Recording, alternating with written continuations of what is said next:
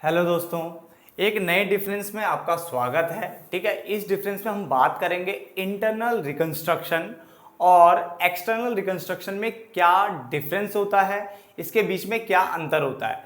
इस डिफरेंस में देखो, अभी मैंने 7 पॉइंट आपके सामने लिखे हैं, जिसमें से पॉइंट नंबर 2, 3 और 4 लगभग सेम है।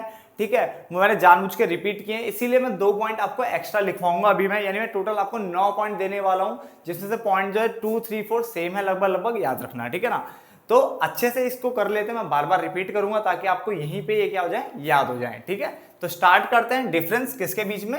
इंटरनल रिकंस्ट्रक्शन और एक्सटर्नल रिकंस्ट्रक्शन। क्लियर है? तो देखो, सबसे पहले क्या लिखा हुआ है? सेक्शन, यानी कौन सा सेक्शन में ये बात बोली जाती है। तो आपकी जो बुक्स में, यानी जो आप बुक पढ़ते हो, कई बुकों में क्या अभी भी 1956 के सेक्शन चल रहे हैं, तो उनको मत पढ़ना। आपको 2013 में जो सेक्शन लिस्टेड है, उन सेक्शन को जो कोटेड होते हैं उन्हीं को आपको पढ़ना होता है।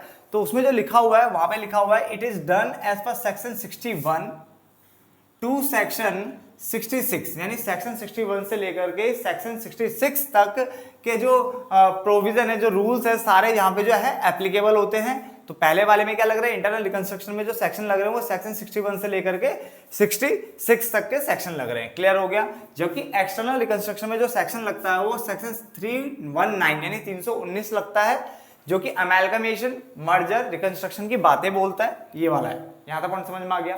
पॉइंट नंबर 2, मीनिंग होता क्या है? मैंने कहा it refers to the method, ये उस मेथड की बात करता है ऑफ कॉर्पोरेट रीस्ट्रक्चरिंग, यानी कॉर्पोरेट मतलब कंपनी का पूरा रीस्ट्रक्चर करना।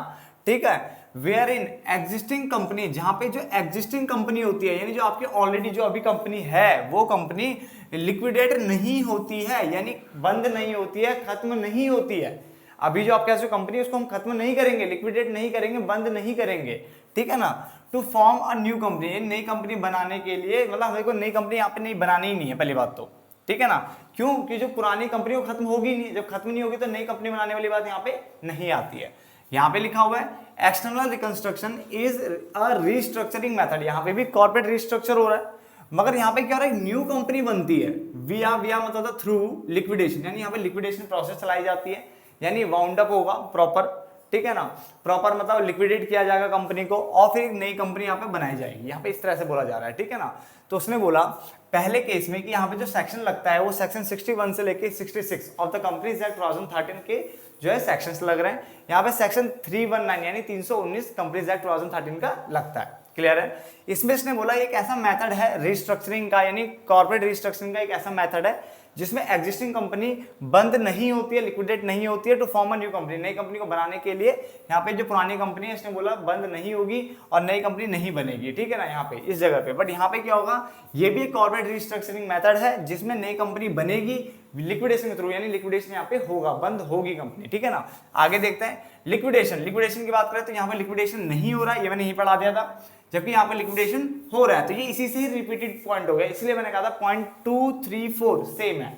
आगे देखा फॉर्मेशन ऑफ न्यू कंपनी, क्या नई कंपनी फॉर्म हो रही है? तो हमने बोला नहीं, यहाँ पे कोई नई कंपनी फॉर्म नहीं होती, तो यहाँ पे नई कंपनी फॉर्म होती नहीं है, बट यहाँ पे न्यू कंपनी फॉर्म होती है, तो लिखा न्यू कंपनी फॉर्म होती है। तो पहले 4 पॉइंट क्लियर हो गए। मैंने कहा था मैं बार बार रिपीट करूंगा ताकि आपको यहीं पे याद हो जाए। क्लियर हो गया? ठीक है ना, और वैसे मुझे पता आप लास्ट वक्त पे पढ़ने वाले बच्चे हो सारे। ठीक है ना, पेपर आते हैं, पेपर आने से सिर्फ 1 हफ्ता पहले, 2 दिन पहले, कुछ तो ऐसा होता है जो पेपर वाले दिन ही पढ़ते हैं या 1 दिन पहले पढ़ने वाले हैं। ठीक है ना, तो फटाफट से सुने। ये सेक्शन 61 से 66 तक की बात करता है, ये 319 की बात कर रहा है। ठीक है, यहाँ पे क्या होगा? एग्जिस्टिंग कंपनी को लिक्विडेट नहीं किया जाएगा, इसलिए नई कंपनी यहाँ पे नहीं बनेगी। ठीक है ना, यहाँ पे हम बात करें तो नई कंपनी बनेगी, लिक्विडेशन प्रोसेस चलाई जाएगी। दोनों ही कॉर्पोरेट रिस्ट्रक्चरिंग का मेथड है। ठीक है ना, आगे इसमें एग्जिस्टिंग कंपनी लिक्विडेट नहीं होती, इसमें एग्जिस्टिंग कंपनी लिक्विडेट होती है, यानी जो अभी ऑलरेडी कंपनी वो खत्म होगी इस वाले में। ठीक है ना, इसमें नहीं होगी। इसमें नई कंपनी बनेगी नहीं, इसमें नई कंपनी बनेगी। ठीक है ना, यहाँ तक कोई दिक्कत? यहाँ पे नई कंपनी नहीं बनती, यहाँ पे नई कंपनी बनती है। उसके बाद लिखा हुआ है अप्रूवल ऑफ कोर्ट या ट्रिब्यूनल या कोर्ट की अप्रूवल चाहिए, ये बताओ। तो उसने बोला यहाँ पे अप्रूवल चाहिए मुझे, यहाँ पे अप्रूवल की जरूरत नहीं है, नॉट रिक्वायर्ड लिखा, अप्रूवल नहीं चाहिए, बिना अप्रूवल के कर सकते हो। आगे लिखा प्रोसेस की बात करें तो ये प्रोसेस थोड़ी स्लो है, टीडियस, ठीक है ना, मतलब थकी हुई थोड़ी सी प्रोसेस है ना, थोड़ी स्लो प्रोसेस है, बट अगर हम इसकी बात करें तो it can be carried out more easily, ये काफी इजी वे में की जा सकती है, and does not take much time, और ये ज्यादा टाइम नहीं लेती है। इसका मतलब ये थोड़ी फास्ट प्रोसेस है। ये क्या है, स्लो प्रोसेस है, कोई दिक्कत नहीं। आगे लिखा कैपिटल रिडक्शन की बात करें तो किसमें कैपिटल कम होने की संभावना में आपको देखने को मिलेगी, कैपिटल रिडक्शन देखने को मिलेगा। तो उसने बोला there is certain reduction of capital, यानी यहाँ पे कैपिटल रिडक्शन देखने को मिलेगा। And sometimes liabilities are also reduce, और कई बार क्या होता है जो लायबिलिटीज होते हैं, हमारे जो क्रेडिटर्स होते हैं, वो कहते हैं हम ना वेव ऑफ करने को तैयार है, हम अपनी लायबिलिटी छोड़ने को तैयार है, ठीक है, वो भी दया तरस खा जाते हैं। तो कैपिटल रिड्यूस होती है और लायबिलिटी भी रिड्यूस होती है यहाँ पे, ठीक है ना। बट यहाँ पे ऐसी कोई रिडक्शन को देखने को नहीं मिलेगी, यहाँ तो कंपनी ही बंद होने को मिलेगी।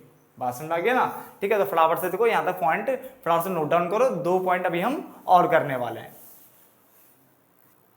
तो अब आगे देखिए अगले 2 पॉइंट्स, इसमें क्या लिखा हुआ है, बैलेंस शीट में अगर हम बात करें क्या शो करना है, कैसे दिखाने बैलेंस शीट, तो उसने कहा balance sheet of the company contains and reduced. ये देखो वर्ड क्या लिखा है, जब भी कोई नाम लिखा जाएगा बैलेंस शीट का तो उसके पीछे जो वर्ड यूज होगा वो एंड रिड्यूस वर्ड लिखना बहुत जरूरी है, जिससे पहचान होगा कि वहां पे इंटरनल रिकंस्ट्रक्शन की प्रोसेस अपनाई गई है।